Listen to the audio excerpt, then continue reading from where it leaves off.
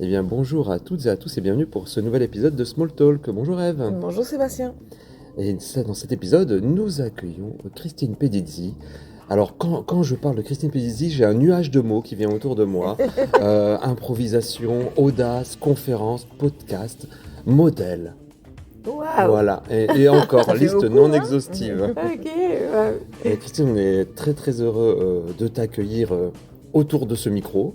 Et en fait, on a envie de savoir plein de choses en fait sur toi. Ok, ça dure combien de temps? Ça dure 8 heures à peu C'est près. c'est ça. Donc, je suis intermittente depuis 1 an, intermittente du spectacle. Je suis Bravo. très fière de ça et ça m'a donné beaucoup de légitimité dans des créations et autres. Je travaille actuellement sur un spectacle sur Alzheimer, qui est un spectacle un peu difficile pour moi parce que je puise dans mon intimité, mais j'aime aussi ça.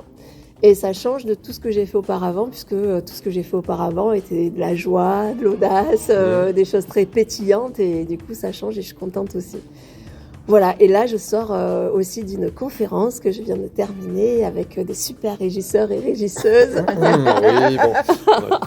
Et voilà, et c'est chouette, j'adore faire ça, j'adore partager et puis avoir le retour des personnes.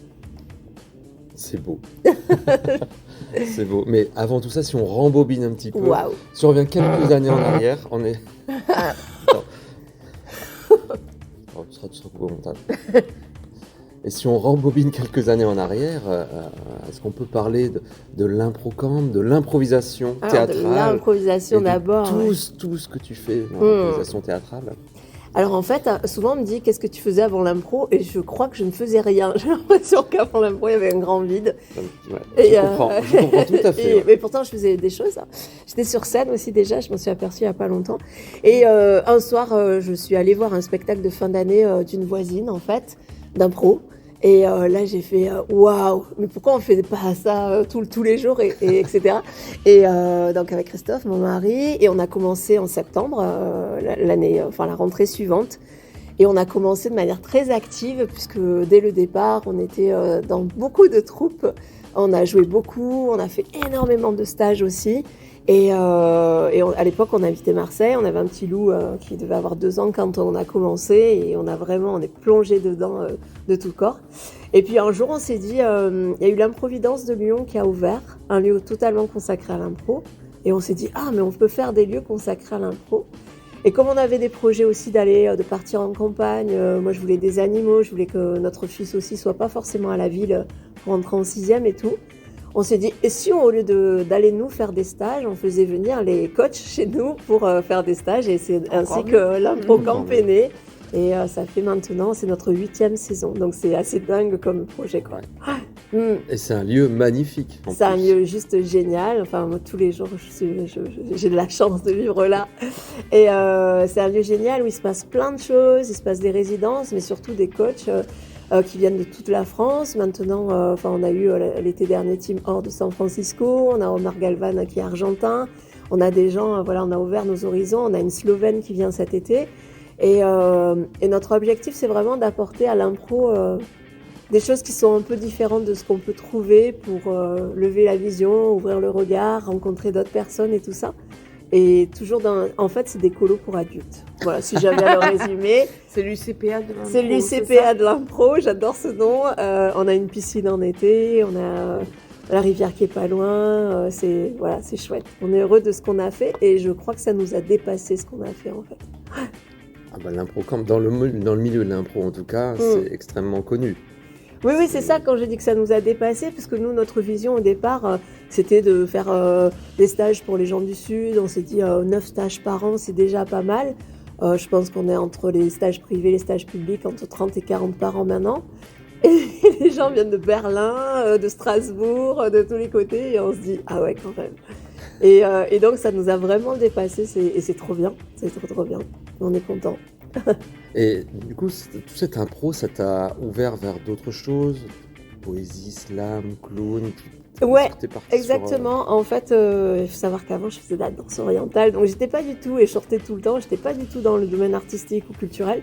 Et effectivement, l'impro, ça m'a ouvert à plein de choses. Le slam, clairement, j'adore écrire. Et ça, c'est très, très lointain. Mais vraiment, la forme slam, c'est plus récent. Le clown, moi, j'ai envie maintenant de faire de la marionnette. J'expérimente des ombres chinoises. J'ai fait des stages d'écriture avec Alain Damasio. Donc, voilà, j'explore le sonore aussi. J'aime le son. Je viens d'écrire une fiction sonore. Là, je vais la monter en production avec une radio. Donc ouais, en fait, ça a été le on d'un déclencheur d'audace, d'exploration en fait. Encore une fois, c'est pas pour réussir, mais c'est pour explorer et le bonheur de découvrir les codes du son, les codes du clown, les codes de plein de choses.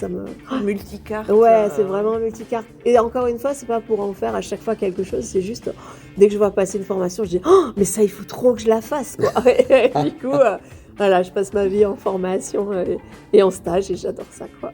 Et tu fais aussi des formations et des stages. Et j'anime aussi moi-même des formations et des stages. Mon univers, il est plus poétique, en fait. C'est titiller l'imaginaire, ouvrir sur tout ce qui est un peu réalisme magique, les réalités parallèles, etc. C'est ce que j'aime. Et le slam improvisé aussi. Donc, ouais, la narration, j'aime tous ces outils-là qu'on n'utilise pas forcément en impro et qui tout de suite donnent des choses assez folles. Enfin, voilà, moi, c'est le style d'impro que j'aime bien. Et c'est juste génial. Et ça aussi, je fais plein de stages, mais en fait, j'en fais moins parce que maintenant, je sais vraiment ce que j'ai envie, quelle improvisatrice j'ai envie d'être. Et du coup, j'essaye vraiment d'alimenter ce qui va être dans ma vision. Avant, je faisais tout le temps, j'explorais tout, mais maintenant, je crois que je sais ce que j'ai envie d'être ou qu'est-ce que j'ai envie d'être sur scène. Et qu'est-ce que tu as envie d'être sur scène un peu plus? Ah, la question. Un dragon, un démon. Non, alors, en fait, ça dépend sur quelle scène. Ouais. Parce que en scène d'impro, avec les copains et tout ça, moi j'aime la poésie, quoi. J'aime l'imaginaire, vraiment, c'est vraiment mon truc. Donc, quand je suis avec les copains et tout ça, c'est ça. Et quand je suis seule, notamment sur le spectacle, c'est aller explorer des choses qu'on ne dit pas. Voilà, mettre à nu l'intime, et de mettre des mots sur ce qu'on ne dit pas. Voilà, sur des souffrances ou des trucs comme ça dont on ne parle pas. Et c'est un spectacle un peu interactif comme non, pas du tout. Comme la conférence sur l'audace ou non? Là, ça va être vraiment un spectacle hyper intimiste et pas du tout interactif, si ce n'est donner des mouchoirs aux gens qui pleurent. Je pense que mon interactivité arrêtera là. Non, c'est vraiment un spectacle qui est beaucoup plus écrit, qui est beaucoup plus mis en scène, beaucoup plus dans le sens, chaque minute est pensée, etc. Chaque propos est pensé aussi pourquoi je veux dire ça, etc. Donc c'est vraiment, et je suis contente parce qu'une fois, il y a 2 formateurs qui m'ont dit, toi t'as toujours le sourire et tout, on la voit quand, la Dark Christine? Et la Dark Christine, elle est là, je peux te dire. Elle est là, elle est bien là, et c'est cool aussi en fait d'explorer une autre facette de soi, quoi, qui est de toute façon présente, qu'on la cache ou pas, ou là, donc j'explore à fond et c'est chouette. T'as un peu travaillé avec tous les publics et fait des spectacles devant à peu près tous les publics, on va dire jeune public jusqu'à effectivement très vieux. C'est quoi ton public préféré ou celui avec lequel tu préfères interagir ou avoir en public? Alors moi les enfants j'adore parce que si ça leur plaît pas ils se lèvent, ils s'en vont. Ils sont criants de vérité. Voilà, il y a pas de, je fais pas semblant de regarder mon portable, ils s'en vont, ils jouent à autre chose, ils viennent sur scène, ils prennent des trucs. Et je crois que c'est ce que j'aime aussi, c'est cette interactivité-là de juger vraiment sur l'instant qu'il faut que je me remette en cause ou que je fasse autre chose, quoi. Et j'aime bien ça. J'aime les seniors parce que c'est souvent émouvant. Moi, je pleure régulièrement. Quand je fais un spectacle pour seniors, à la fin, je pleure régulièrement.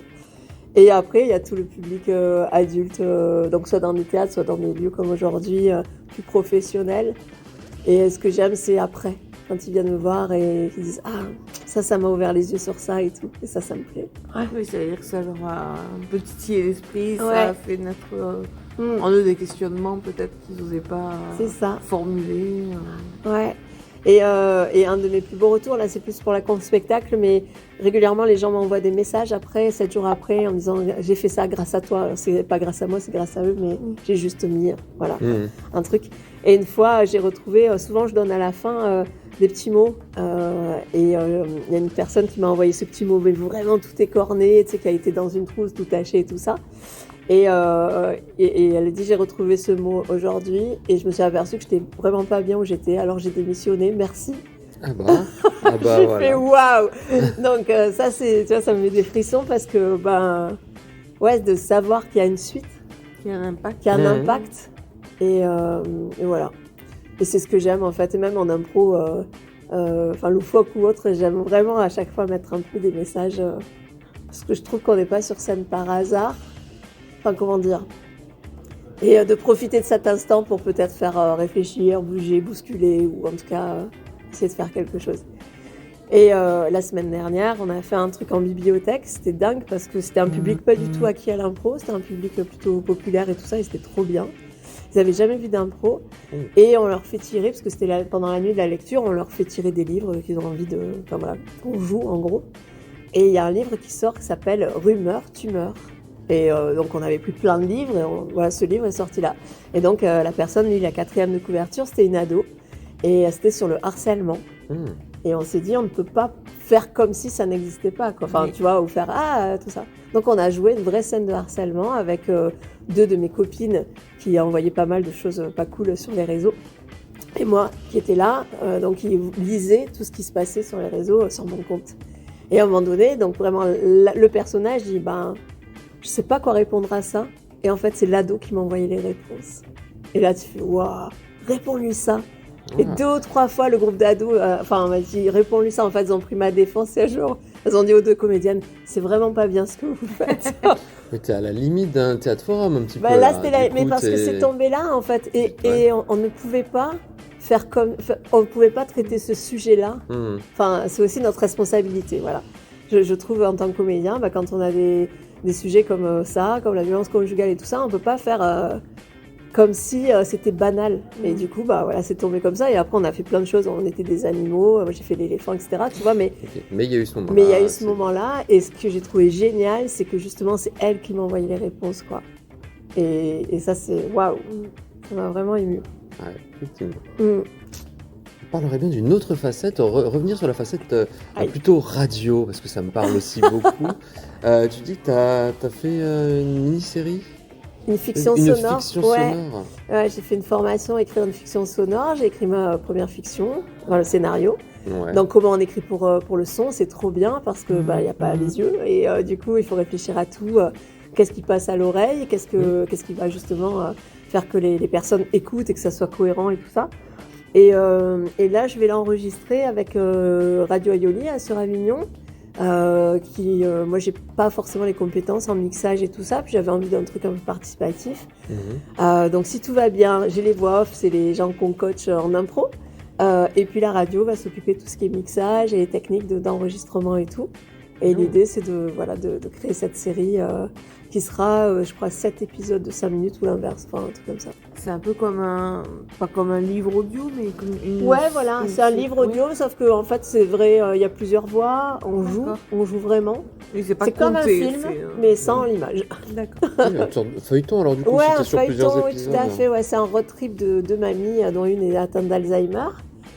Qui s'échappent de l'EHPAD et puis leur arrive plein de trucs, elles se font voler leur voiture donc elles font du stop, elles tombent sur des ravers donc elles vont à une rave party, il y en a une qui prend l'ecstasy par hasard, enfin voilà, donc c'est un truc un peu cocasse et chouette parce que j'avais aussi Alzheimer en ce moment est vraiment au centre de mes préoccupations, je vais dire, et du coup j'avais envie de faire un truc juste fun en fait, juste fun où on voit aussi la progression de la maladie.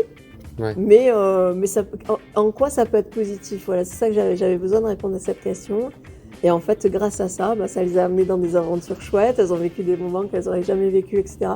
Et voilà, c'est aussi sous l'aspect cocasse de la maladie. Oh, d'accord. Ouais. Radio Aioli, mais évidemment, on trouvera le podcast disponible aussi. Ouais, là, il faut qu'on l'enregistre en février. Aioli. Et puis voilà.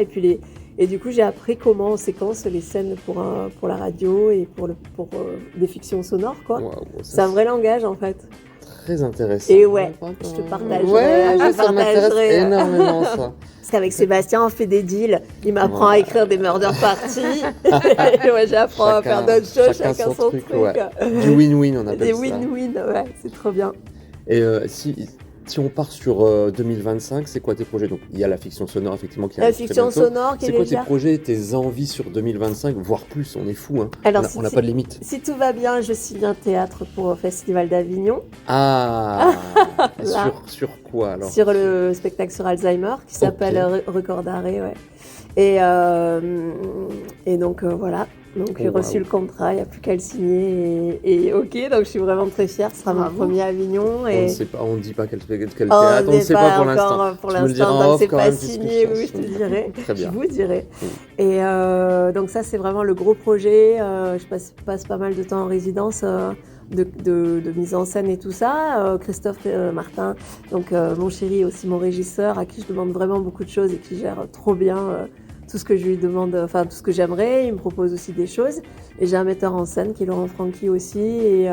Et du coup, c'est chouette d'être confronté à pourquoi tu fais ça, c'est quoi ton intention. C'est trop long, c'est trop court. Non, trop court, il me dit jamais, je sais pas pourquoi. Trop long, il me dit souvent. Et puis on pleure ensemble et ça, c'est cool aussi. Parce que c'est important quand on veut passer des messages qui sont forts, de les vivre et puis on doit passer par là pour en sortir aussi, quoi. C'est un peu libérateur. On a hâte d'être au Festival d'Avignon, au off, vivement cet été. Ouais, vraiment, la mise en scène et tout.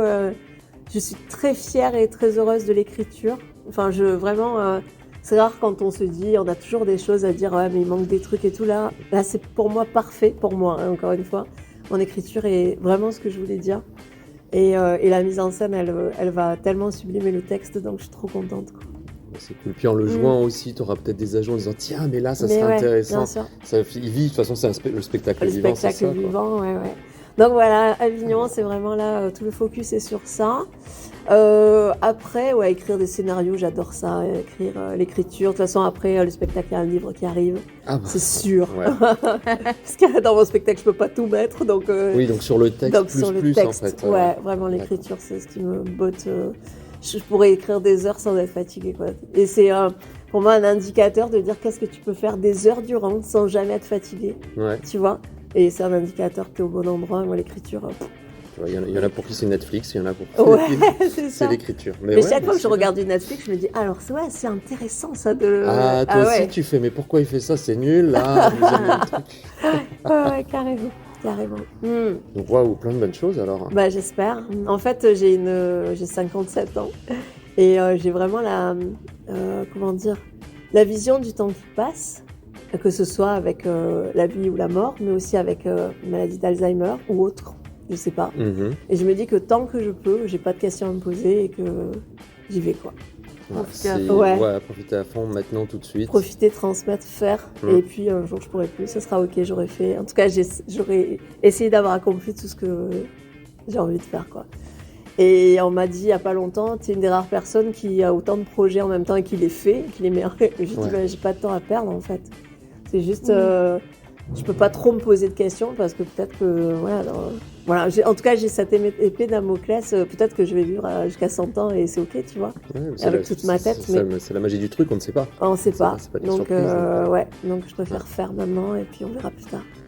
Dans le nuage de mots que j'avais oublié, il y a inspirant. Ah waouh. Inspirante. Et c'est sur ce mot que je propose de terminer cette excellente interview. Merci beaucoup Christine, on te souhaite plein de bonheur dans tes projets. Ouais, merci beaucoup. Et à très bientôt, merci. Oui.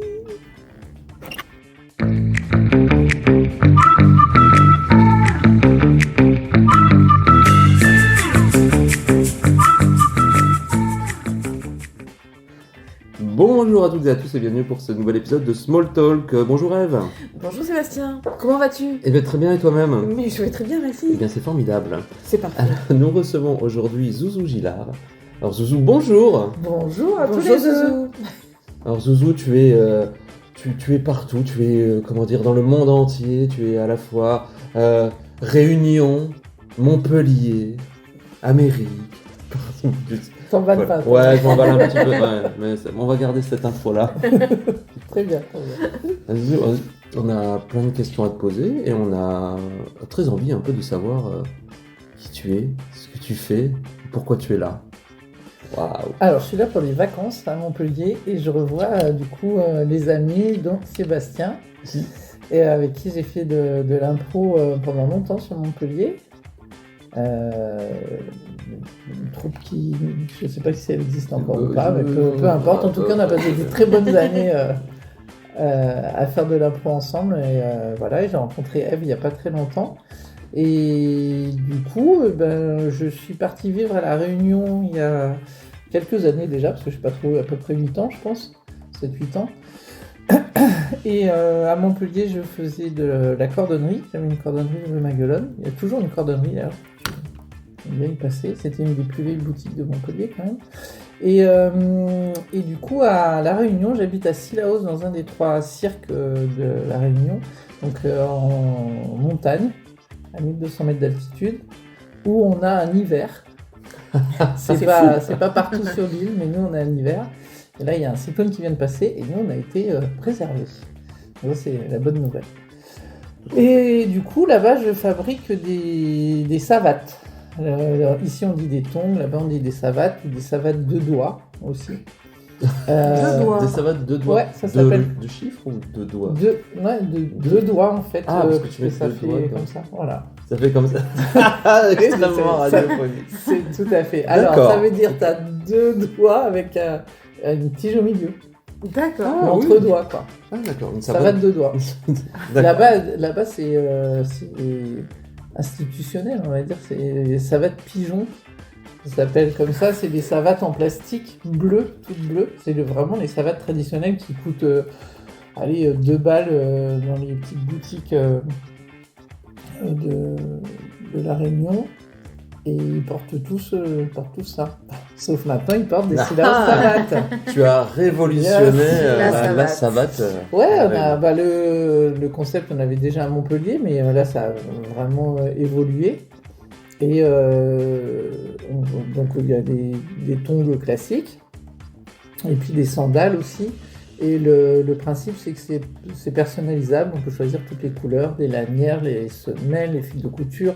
On peut rajouter des photos, on peut imprimer des photos sur la semelle intérieure, rajouter un petit mot, enfin voilà, on fait vraiment plein de choses avec vraiment plein de modèles différents, avec justement pour les gens qui n'aiment pas avoir des trucs entre les doigts de pied, donc on fait sans, enfin voilà, plus sandales, etc.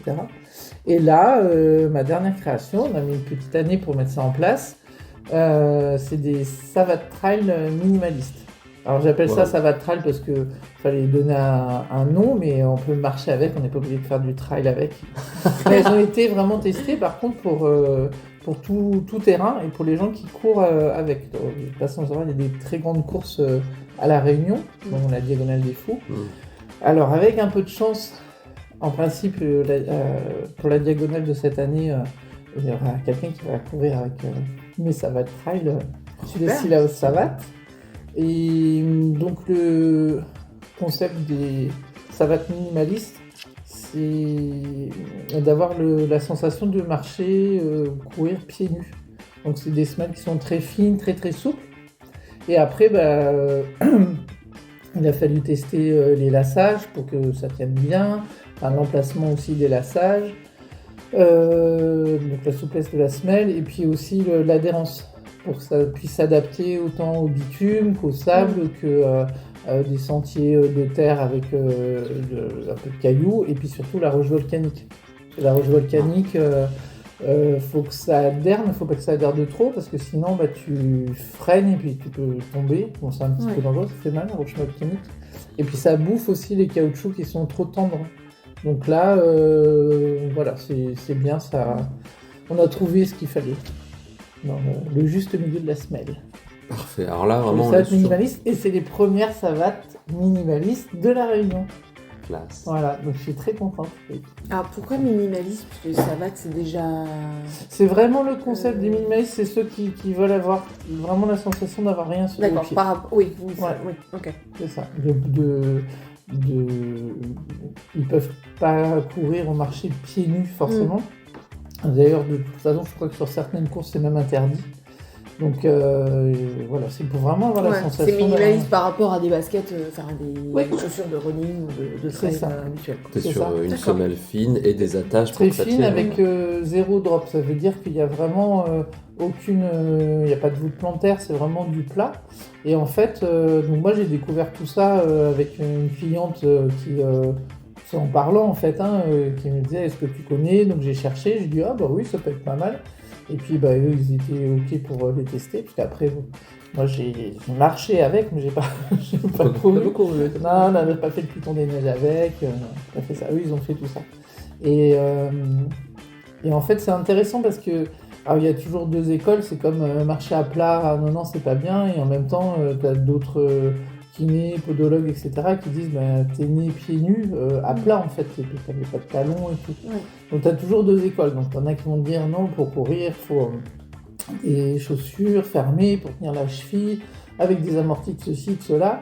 Et puis t'as l'autre école qui dit non en fait l'avantage des chaussures minimalistes c'est que tu réapprends à marcher. Évidemment faut pas te faire mal non plus. Alors c'est pas que te cogner le pied parce qu'évidemment t'as pas de protection. T'as des chaussures minimalistes qui sont fermées quand même. Là les miennes elles sont vraiment c'est une semelle et ça tient avec des lassages. Donc t'as le pied qui est libre. Donc oui, tu pourrais te cogner sur un rocher ou quelque chose.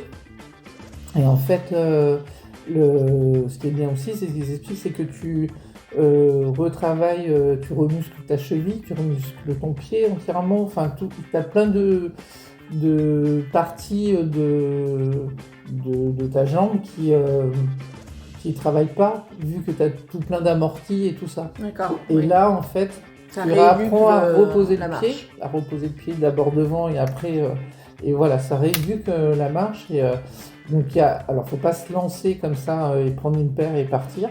Faut vraiment sur un mois faire des assouplissements tous les jours, faire des petits exercices pour tourner les chevilles pour que les muscles se mettent en place et marcher sans courir 10 minutes par jour, pas plus. D'accord. Pour vraiment faire, pour vraiment s'approprier la savate minimaliste. Exactement. Mais du coup, il y a possibilité, par exemple, moi qui cours sur bitume et un peu dans un parc, ça serait une possibilité. Ouais. C'est adapté, vraiment... ouais.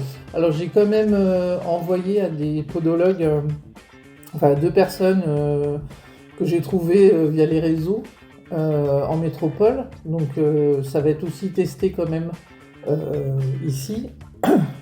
Je sais pas où elles habitent d'ailleurs, il y en a une qui est sur Paris mais c'est pas elle qui va les tester et l'autre je sais plus où elle est. Et pour on va dire, là il n'y a pas de roche volcanique, mais pour que s'il y a d'autres sols différents encore qu'à La Réunion, au moins tout aura été testé de partout quoi.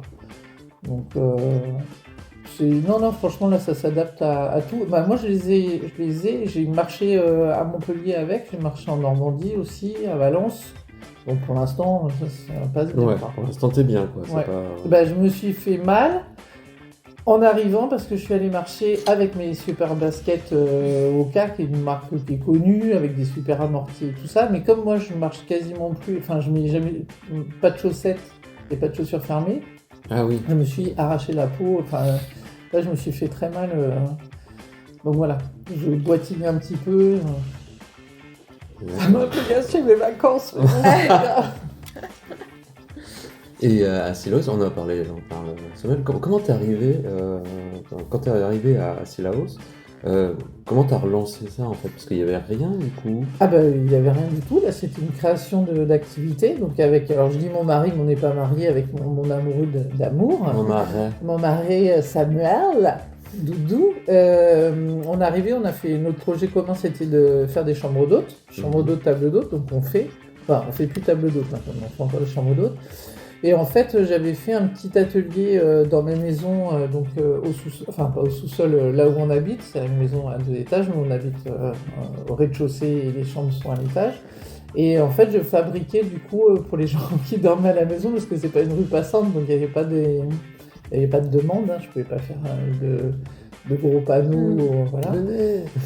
Donc du coup, je faisais des savates pour les gens qui venaient dormir. En plus, c'était sympa. Et après, il y a un petit bâtiment qui a été rénové où il y a c'est que des artisans. Ça s'appelle l'Archipel des métiers d'art, donc à Sillaos. Et j'ai eu la chance d'avoir un local.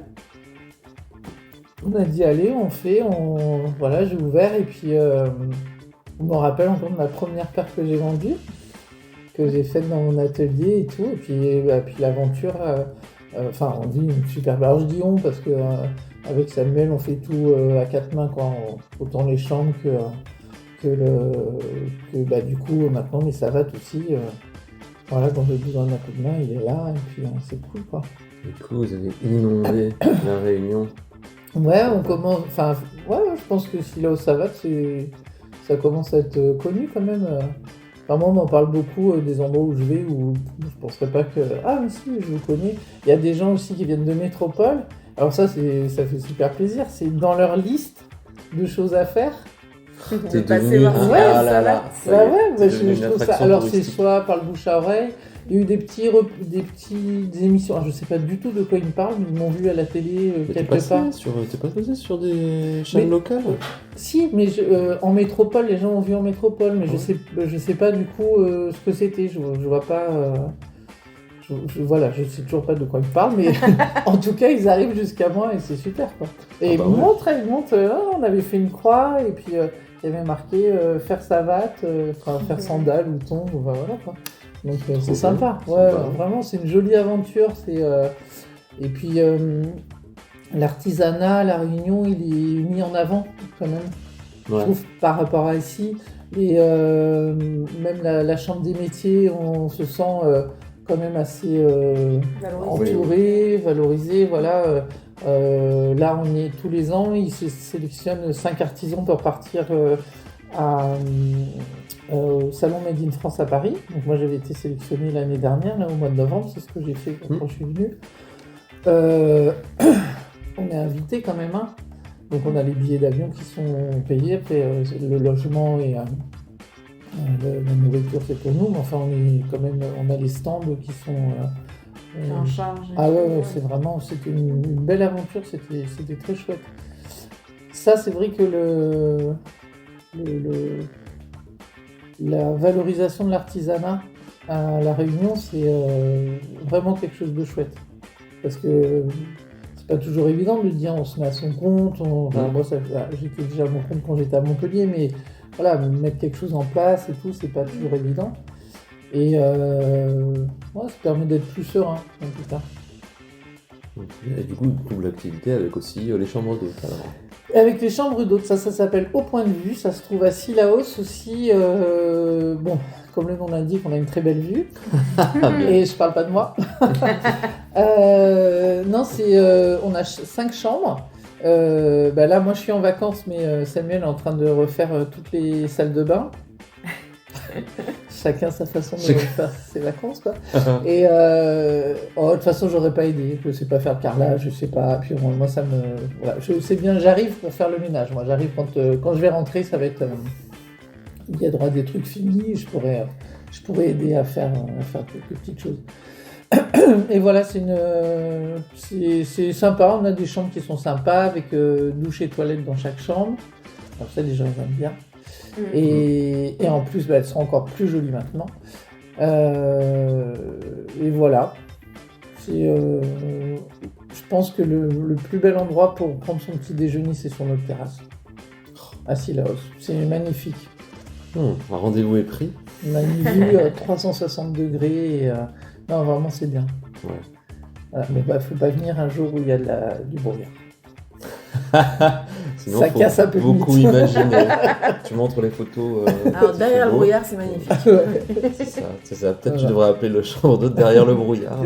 Peut-être belle vue. Le fait un effort d'imagination. C'est ça. Alors, deux raisons de venir à La Réunion. Enfin, Ouais. en plus de toutes les autres raisons de La Réunion. Et on va parler aussi d'une activité que tu as, parce que tu es désormais écrivaine. Oui, alors là, oui, ça c'était une belle aventure aussi.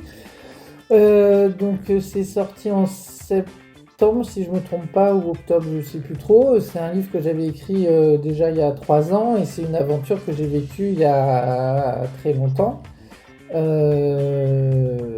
qui se passe à New York. Donc c'est comment on dit donc Une autobiographie. une autobiographie, merci bien. Et oui, je suis toujours un peu émue quand je parle du livre, alors du coup j'en perds un peu les moyens. Et c'est quelque chose qui me tenait à cœur, qui est ressorti un peu, quelque chose du passé qui est ressorti. Et puis j'ai décidé, enfin je pensais que c'était derrière moi, parce que j'avais déjà fait des trucs pour essayer on va dire, de me guérir de tout ça. Je sais pas si c'est vraiment le mot qui correspond, mais du coup ça m'a fait du bien d'écrire. Je pense que on garde quand même toujours des trucs en soi, hein, ça peut pas disparaître comme ça. C'est sur des violences conjugales, violences, viol, voilà. Et ça se passe à New York. C'était quand j'habitais encore à New York. Et après, je suis rentré dans le sud de la France, parce que mon père s'est installé ici. Et après, j'ai une belle vie. En fait, c'est ça un peu le livre, c'est de raconter. C'est un livre qui est très court, qui se lit vite, mais qui est assez intense, parce que faut mettre les mots, quoi. Je me suis dit, moi, j'ai pas envie de faire comprendre non, il y a les mots qui sont direct, et c'est d'autant plus percutant. Ça me permet de... Mais bien sûr, tu fais bien. Non, il fallait y aller, voilà, il fallait dire les choses telles qu'elles sont passées, parce que parce que ce qu'on vit, en fait, c'est violent, c'est dur, voilà, on va pas dire c'était pas très sympathique ou pas très agréable. Ouais, non, c'est atroce, c'est pourri, ça fait mal, voilà, donc faut le dire comme ça se passe. Et puis c'est surtout donc le récit de ça, mais c'est surtout après moi de me dire, j'ai envie de partager ça avec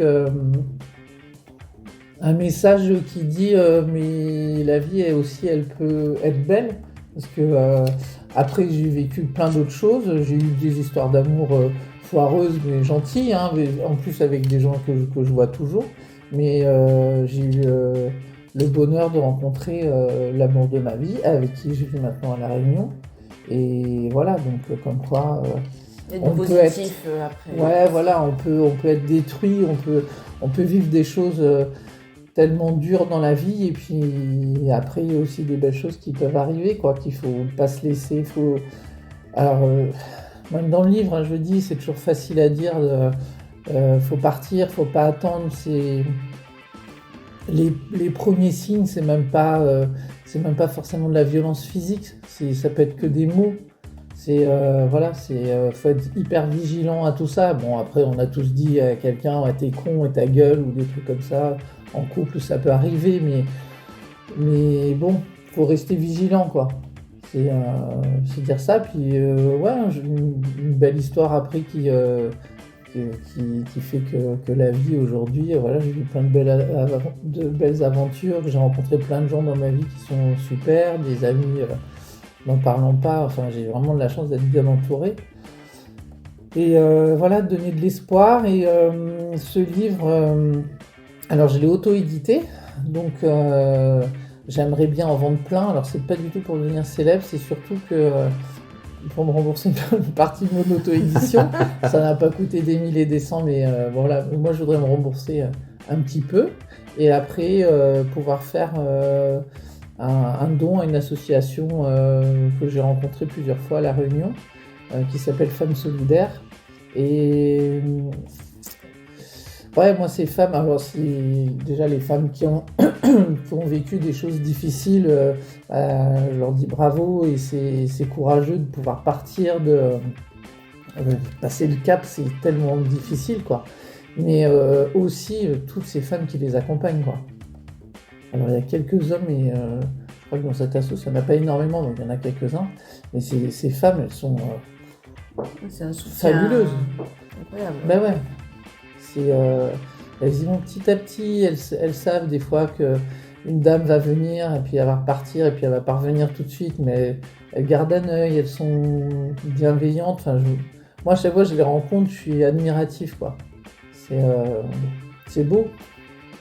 Et ton livre, on peut pas dire que c'est beau, mais il est terrifiant, il est glaçant, mais c'est super important. C'est un témoignage qu'il faudrait que beaucoup de monde lise sur l'emprise, sur tout ça. Ouais. C'est Et quand ça, même, parce que c'est dur. c'est c'est vraiment des comment la façon dont ça se montre. Donc quand quelqu'un a l'emprise sur une autre personne, c'est toujours le même système en fait. Ça fonctionne toujours pareil quoi. Et donc c'est de dire peut-être qu'à force tout le temps, moi j'ai entendu plein d'histoires qui pas forcément comme la mienne, mais il y a toujours un fond qui est un peu similaire, et c'est toujours le même schéma. Et tu te dis, à force d'eux, peut-être que quelqu'un qui va y avoir un début de similarité, de se dire, je suis peut-être pas tombé sur la bonne personne, quoi. C'est pas la bonne pente. Ça sent un peu les histoires foireuses que j'ai déjà lues quelque part, ça. Ouais. Voilà, pour dire, prendre du recul et peut-être regarder ça un petit peu plus... avec plus de précautions quoi, que de s'emballer. Bon après c'est tellement dur quand on tombe amoureux, on a un peu. On voit pas les mauvais signes parfois. Oui c'est ça, on C'est ferme beau, les tout yeux est sur rose. plein de choses, c'est ça. Et ton livre, on peut le trouver où? Est-ce que auto-édité, mais on peut le trouver quand même à quelques endroits Alors en papier, non parce que j'ai pas eu le temps de faire des démarches pour aller dans les librairies, des choses comme ça, mais il faudrait que je m'y penche un petit peu. Par contre on peut le trouver pour les tablettes. Oui, en e-book. Les liseuses. En liseuse, En pardon. liseuse sur Amazon et sur, je sais plus l'autre, Kobo. Oui. Ouais, c'est ça. J'ai les liens, bien sûr, que je te donnerai avec grand plaisir. Bien, oui, que je partagerai. Voilà. Bah oui, tout à Et fait. ça s'appelle Derrière la porte. Et le dessin, il a été fait par une amie. J'espère que je vais pas pleurer, parce que c'était tellement touchant, parce que je sais qu'elle fait... qu'elle dessine et tout ça, et je sais pas pourquoi, je me suis dit, tiens, moi j'arrivais pas à faire jouer quelque chose de dessiné. Bon, je suis vraiment une vraie en dessin, j'y arrivais pas. Et en fait, j'ai pensé à elle, et elle connaît pas mon histoire. Et en fait, elle a entendu le trémolo dans ma voix, et elle m'a dit, ouais, c'est bon. Enfin, voilà, juste avec le titre, le trémolo, et puis dire, oui, c'est une histoire que j'ai vu, c'est bon, elle a compris. Et elle me dit, je peux te le faire en aquarelle si tu veux. Elle a tout compris. Juste tu regardes la couverture, clairement, oui, Ouais. oui. Et puis quand tu lis après, effectivement, c'est symbolique. Donc en plus, voilà, j'ai de la chance, j'ai une jolie couverture. Et donc raison de plus pour l'acheter, pour la couverture et pour ce qu'il y a dedans quand même. Pour ce qu'il y a dedans, et puis surtout, ouais, voilà, si je pouvais vraiment aider cette... Bon, de toute façon, je le ferai quand même si je n'en dis pas trop de livres, mais je veux dire, j'aimerais vraiment les aider. C'est ma façon, parce que moi, je me libère pas. Peut-être plus tard, j'arriverai mieux à me libérer plus de temps pour accompagner moi aussi, tu vois, mais j'ai pas... Pour l'instant, je sais que je le ferai pas... Puis c'est délicat bien. quand tu l'as vécu, des fois c'est dur d'être aussi... Enfin, pour s'impliquer de manière raisonnée et aider les autres, c'est difficile. Si faut vraiment passer à autre chose et qu'on soit moins touché, je pense. Oh bah là, pour aider efficacement, je veux dire, pour être vraiment à l'écoute. Lecture, relecture. J'ai pleuré à chaque fois. Alors heureusement, ça se lit vite, mais j'étais là, j'avais presque envie de dire, moi je le relis pas, j'ai qu'à lui dire que c'est bien comme ça. Bon, non, faut que je le relise. À chaque fois, tu te replonges dedans. Ce serait une lecture théâtralisée. Eh ben, figure-toi qu'on l'a proposé. Je sais pas trop où ça en est, parce que pareil, bon là j'étais trop occupée justement avec mes salades trail, donc j'ai pas eu trop le temps de m'occuper de ça.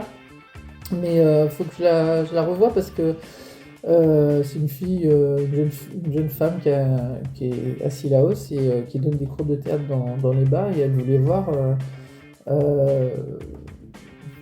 avec ses élèves si y en a qui se sentiraient de faire ça. Ouais. Moi, dans ma tête, j'ai un spectacle qui est tout tracé, mais bon, voilà, moi, j'ai pas le temps de faire. Et ce serait plus avec de la danse et quelqu'un qui lit, en fait, et juste des danseurs, et avec de la musique, des danseurs, et quelqu'un qui lit l'histoire, retravailler en juste une histoire à dire comme ça, quoi.